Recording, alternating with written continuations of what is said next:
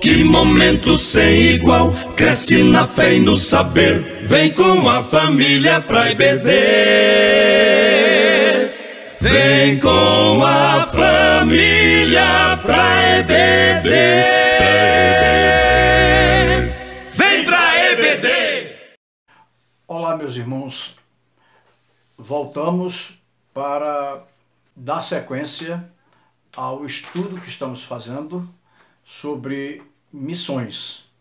Nós agora estamos já numa segunda parte, que é a segunda lição, e vai ser a primeira parte da segunda lição. O título dela é 2 séculos de missões modernas. Mas eu vou ler um texto de Mateus 24:14 que diz o seguinte: E este evangelho do reino será pregado no mundo inteiro, em testemunho a todas as nações, e então virá o fim. Por que este versículo? Porque, meus irmãos, nós vamos ver agora, é histórico, a coisa aqui é coisa de história mesmo. E este panorama histórico que nós vamos aprender hoje, vai nos trazer informações que muitas das vezes a gente acha que por que acontecer assim? Meus irmãos, não é por quê, é para quê. Porque Deus, Ele quer que todos se salvem. E Ele quer também que nós cumpramos a missão que Ele nos deu. Ele nos elegeu no lugar de Israel, que por sua vez não cumpriu a missão, que era de levar o conhecimento de Deus às nações. Israel achou que porque ele foi eleito por Deus, ele tem um Deus todo-poderoso, então é para mim mesmo, eu não vou distribuir isso com ninguém. E aconteceu, e nós sabemos da história toda, já falamos aqui nas lições anteriores, no caso de eles desprezarem os gentios. Bem, nesta lição, como já falei, nós vamos fazer um histórico das missões modernas. Os evangélicos costumam dar a era moderna das missões cristãs a partir da organização da Sociedade Missionária Batista, em 1792, e a ida de William Carey para a Índia, por essa sociedade no mesmo ano. Faz 2 séculos que os protestantes estão empenhados na tarefa da evangelização mundial. Será que houve esforços missionários da parte das igrejas cristãs antes de 1792? Claro que sim. Onde então encontram-se as raízes da era missionária moderna? Neste caso, nós vamos estudar hoje algo que a gente tem que parar, pensar e ver que, assim como aconteceu naqueles tempos, acontece hoje com a igreja, deixando de cumprir a sua missão. A igreja tem que cumprir a sua missão. O pietismo e a reforma protestante é a primeira parte dessa lição de hoje. De fato, alguns das raízes da própria reforma protestante estão no Unitas Fraternum, ou seja, irmãos unidos. Eu já cheguei a ver aqui no Brasil algo sobre os irmãos unidos. Também progenitores dos pietismos e dos irmãos morávios. A Marinésia tem falado sempre nas nossas lições sobre a reforma protestante e toca nesse assunto com esses irmãos. Quando Lutero pregou suas 65 teses na porta da igreja de Wittenberg, os Irmãos Unidos possuíam naquela época 300 igrejas e 300 escolas, com um total de 100 mil membros só na Morávia. Uma das acusações feitas contra Lutero era que ele era hussista, seguidor de João Hus, como depende da pronúncia que a pessoa queira dar, antigo reitor da Universidade de Praga. Praga é a capital da Tchecoslováquia, que havia sido queimado vivo em 6 de julho de 1495, por suas, entre aspas, heresias, tais como salvação só pela fé. Para aqueles daquela época era heresia.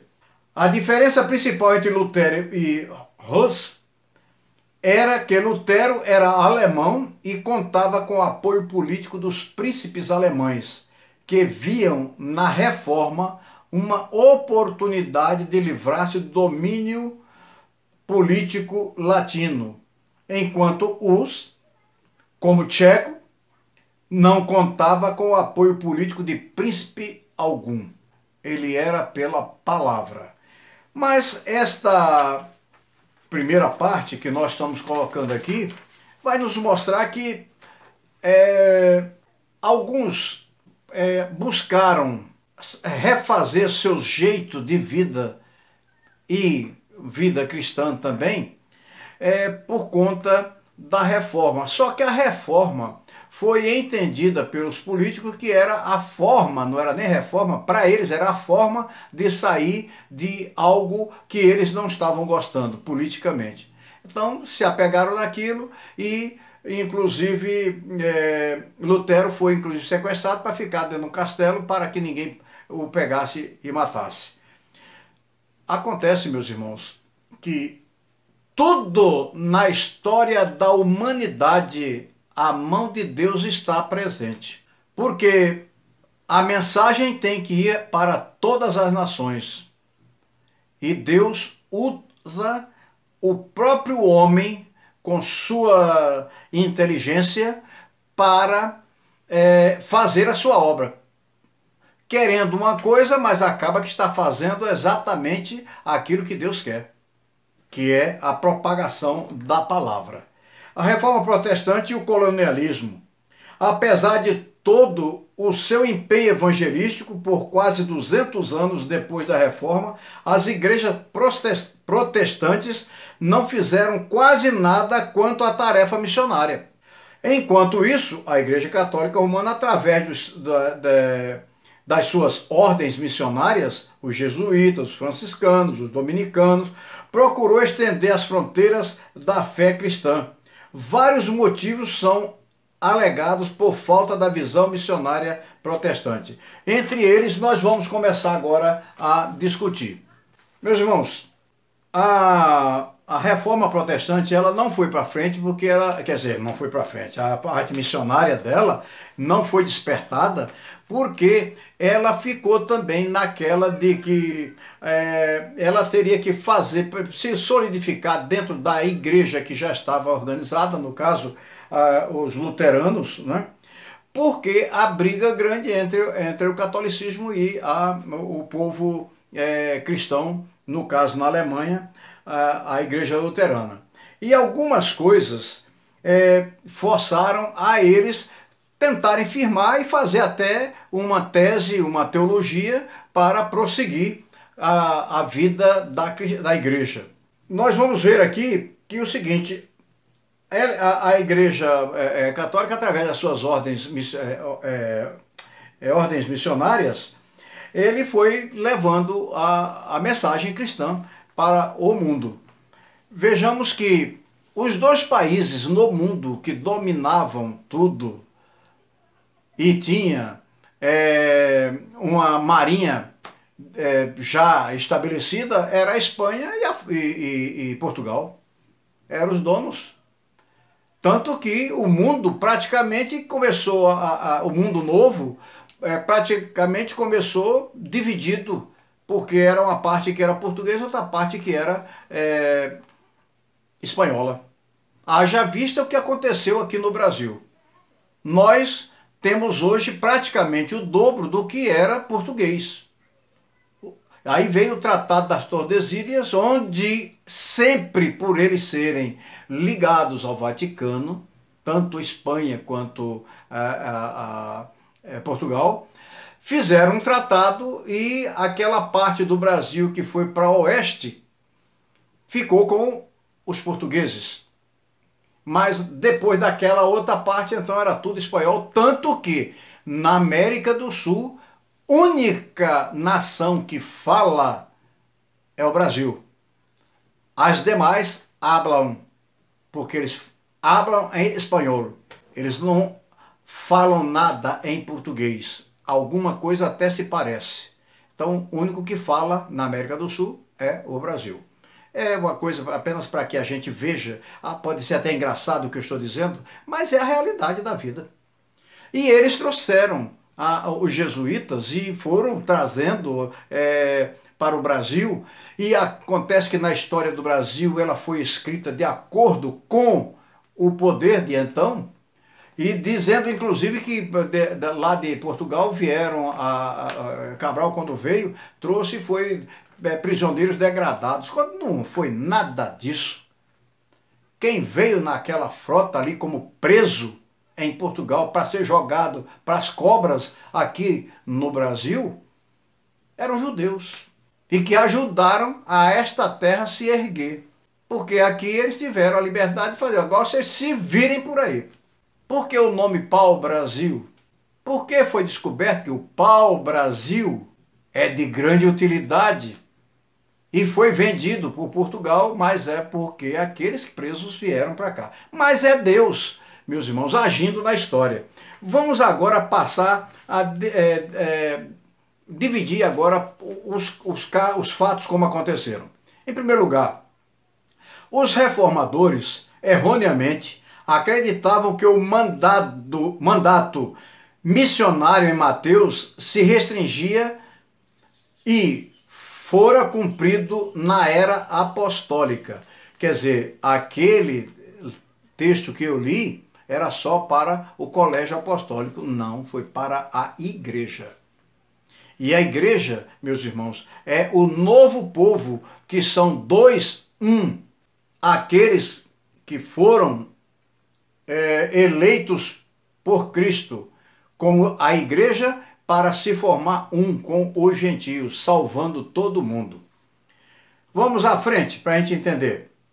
Se restringia, conforme eu falei, apenas a era apostólica. É incompreensível que os reformadores e seus contemporâneos não relacionassem a promessa de Jesus em Mateus de convosco até a consumação do século, ou dos séculos, ao cumprimento da sua tarefa missionária. Porém, essa verdade é inegável. Era necessário o surgimento de figuras posteriores, como Saraiva e Carey, para demonstrar o erro dos reformadores. Eles estavam certos em dizer que a reforma, porque é só Jesus Cristo, é só a Escritura, é só a fé, mas, meus irmãos, e missão. Esqueceram, mas é por causa da pressão que recebiam da época do catolicismo. O segundo ponto, os reformadores estavam preocupados com sua tarefa, ou seja, a reforma da Europa. E eles tinham a cobertura dos príncipes alemães. E com isso, eles iam fazendo, iam estudando e fazendo toda a doutrina para a igreja protestante. O terceiro ponto, os reformadores se encontravam em meio a uma luta política e militar em grande escala contra o catolicismo romano medieval e, consequentemente, não dispunham dos recursos necessários para assumir a responsabilidade de cunho global. Ou seja, os reformadores eles ficaram dentro do cantinho deles e não observaram que a igreja ela tem que testemunhar no globo todo, no mundo todo. E às vezes a igreja deixa de testemunhar e Deus permite que haja coisas e problemas. Nós vamos ver daqui para frente mais ainda no que vamos estudar hoje, que Deus deixa acontecer para que aqueles levem o aperto, já que são o vaso, quebre todo e o oleiro fazer novamente o vaso. Bem, no quarto ponto, tanto Lutero como Calvino criam que os príncipes eram responsáveis pela manutenção do culto público e, portanto, nem os luteranos alemães, nem os calvinistas suíços tinham contato com povos não cristãos. Por quê? Porque eles só estavam dentro dali da terra deles, e os povos não cristãos eram os não alcançados, que ainda existem hoje, que estão noutras terras. E eles não saíam dali, ficaram enclausurados ali, porque estavam também tentando formatar aquilo que eles entenderam. O quinto ponto aqui: é possível defender a tese bem como fez Van der Linde em seu livro Zijden in Nederland, de que os reformadores estendiam cada nervo para evangelizar, chamar e cristianizar, porém a tarefa de proclamar o evangelho ao mundo inteiro não lhes correspondia. Isso era o entendimento. Ou seja, os reformadores não tinham uma visão missionária, porque não estavam em contato com os povos não cristãos, porque estavam demasiado ocupados na extensão e defesa da reforma na Europa. E porque simplesmente não achavam que a evangelização do mundo era da sua conta. E isso, meus irmãos, nós temos que levar em conta, porque nós somos as pessoas que foi determinado que nós deveríamos propagar o evangelho a toda criatura, independente de se esta criatura for do nosso país, como também de qualquer parte do mundo. Se esta criatura é de uma intuição, ocultismo ou qualquer coisa desse que possa vir de espiritismo, qualquer coisa aí, mas nós temos que ir até eles, fazer com que eles entendam a mensagem que Deus mandou para eles também. Porque Deus é um Deus de todos, conforme nós já estudamos aqui. Diz o comentarista aqui o seguinte: lembro-me bem de uma pergunta contida no catecismo que acompanha a Confissão Batista de Filadélfia, baseada na de Londres, que, por sua vez, baseia-se no Westminster, e que diz o seguinte, aí vem, entre aspas, vem uma pergunta: devemos evangelizar os povos pagãos? A resposta foi imediata: não. Se Deus quisesse salvar, ele os salvaria.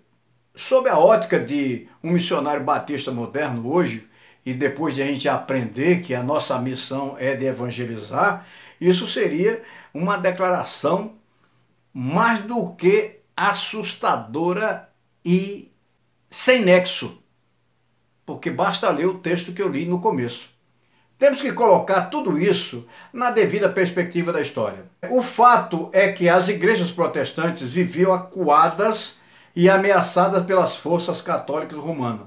Era um desafio imenso só defender e consolidar a reforma na Europa, sem pensar na evangelização mundial. Durante aqueles séculos, os dois, as grandes potências marítimas eram, como eu disse, Espanha e Portugal, ambos países católicos. E tinham toda a bênção papal para fazer o que quisesse. Tanto que está aí, eu falei, o Tratado de Tordesilhas só foi assinado mediante que o Papa foi e assinou.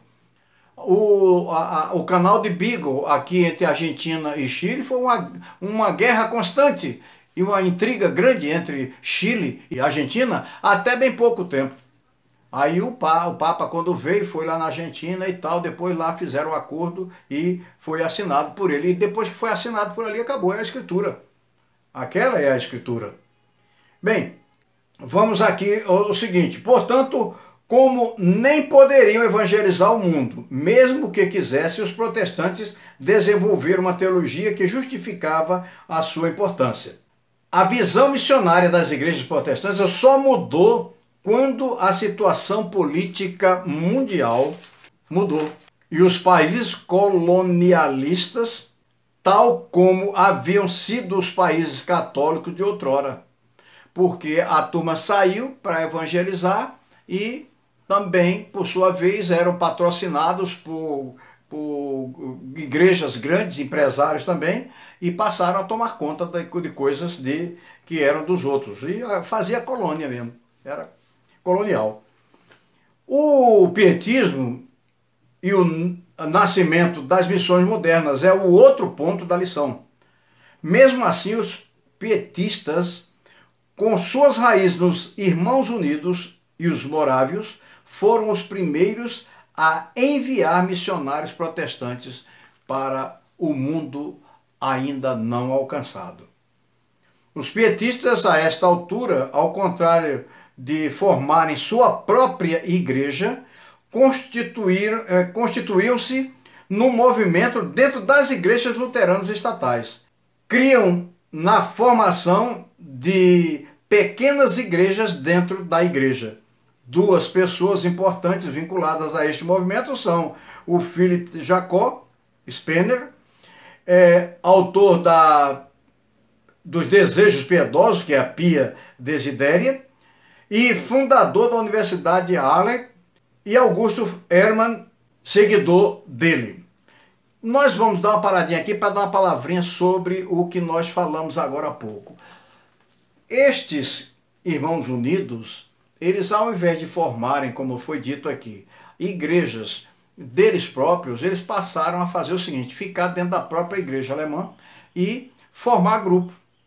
Por quê? Era mais fácil, já tinha a igreja formada.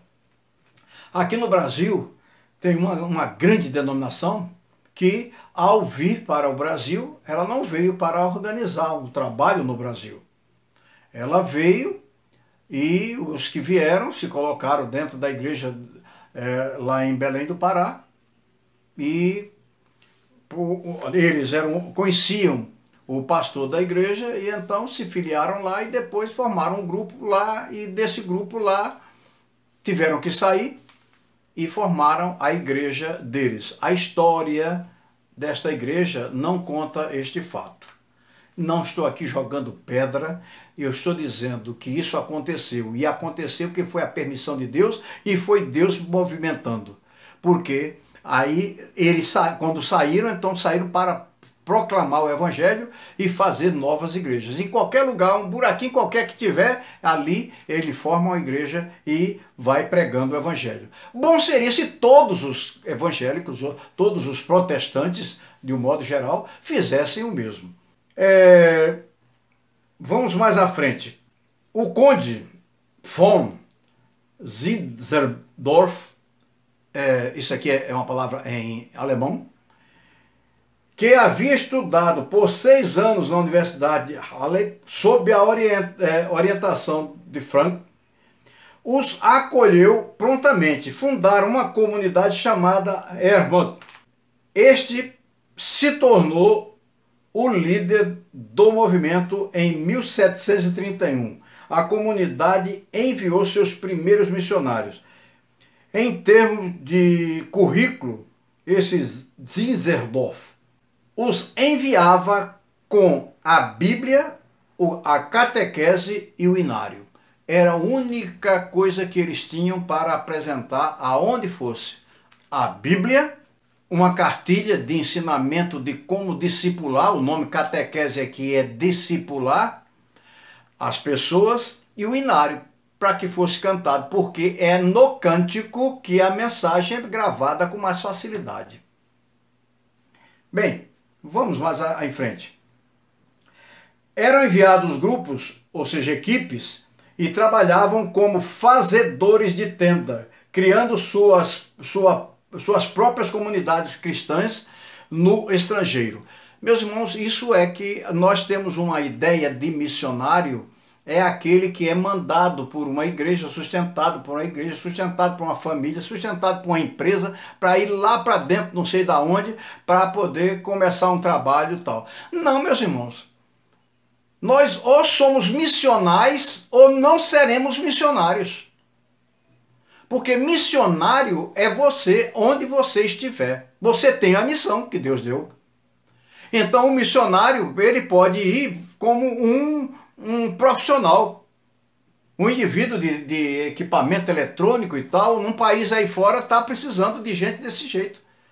e contrata, e você vai para lá, vai como aquele profissional, vai como médico, vai como dentista, vai como professor de futebol, e é o que mais a gente tem usado, como técnico de futebol, é a coisa mais fácil, mais bonita e mais fácil da gente entrar, que é exatamente, bota um short azul, uma camisa amarela, e se possível com aquele negócio de seleção brasileira, uma bola debaixo do braço e pronto, dali você já vai ter um montão de gente querendo aprender a jogar bola, e vai jogando bola, e por fim daí a pouco a amizade é tamanha que toda vez que for para marcar um pênalti, aí ele manda o cara chutar, e quando chuta a bola entrou, ele diz, Jesus! Fala aquela palavra, daqui a pouco alguém vai perguntar, o que é Jesus? Ele diz, Jesus. Jesus marcou um gol. E aí, mas como é que é isso aí? Então ele vai entrar exatamente como eu citei aqui no começo, com a catequese, ou seja, com o discipulador, vai ensinar a eles o que é este poder maravilhoso de Jesus para a mudança da nossa vida. Ser missionário, meus irmãos, não é viver apenas dependente, como muitas vezes a palavra missionária é daquele que passa fome lá fora. Não, as nossas juntas não deixam missionário passar fome. As nossas igrejas mantêm. A de outras denominações também mantém. Já foi o tempo que isso acontecia. Hoje, missão está indo diferente, está indo como eu estou dizendo. Eu sou um motorista de ônibus, e a empresa aqui no Brasil vendeu o ônibus para um país lá no fim do mundo. E vai precisar de alguém para ir treinar aqueles motoristas de lá também. E o que é que acontece? Gandhi vai. E Gandhi vai e lá ensina a dirigir o ônibus. E muito bem. Dizendo tudo que aquele ônibus tem de bom e de tecnologia. Então, nós vamos parar por aqui hoje e vamos continuar a segunda parte já na próxima semana. Eu peço que vocês leiam essas leituras diárias que eu coloquei para vocês hoje, e principalmente esse texto que eu citei agora há pouco, para que compreendamos de tudo a lição. Nós não podemos ser Igreja de Cristo, ou seja, os protestantes, querer fazer tudo sozinho. Não, meus irmãos. Lá fora não existe, vamos dizer, o missionário é batista, ou assembleiano, ou presbiteriano. Não, quando estão lá, eles estão todos juntos, trabalhando para que o reino de Deus cresça. É isso que tem que ir para dentro de nós, para que Deus seja louvado, seja conhecido, e as maravilhas que Ele faz sejam sentidas e glorificado seja o nome dEle. Que Deus nos abençoe. Amém. Disse Jesus, ide por todo o mundo e pregai o eterno dom da salvação que com amor profundo dá o Deus gracioso e bom, feita na cruz com sacrifício e dor. Proclamai o dom do Redentor,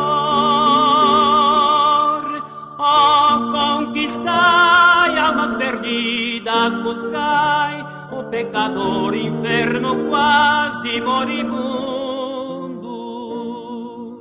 Vamos, irmãos, levar essa luz ao mundo inteiro. Vamos, irmãos, contar que esse dom é verdadeiro. Vamos, irmãos, pregar muito confiados no Cordeiro, que na cruz já fez a nossa redenção.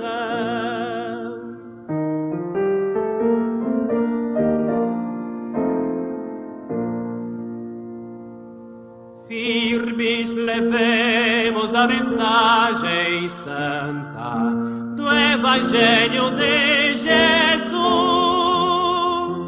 Esta mensagem divinal que encanta e que o pecador conduz, cheia de bênção do glorioso Deus, que descobre os escolhidos seus, cheia Estrela de amor, traz-nos dos céus o fragor da compaixão de Deus e dá-nos graça tanta. Vamos, irmãos, levar essa luz ao mundo inteiro. Vamos, irmãos, contar que esse dom é verdadeiro. Vamos, irmãos, pregar muito confiados no Cordeiro, que na cruz já fez a nossa ré.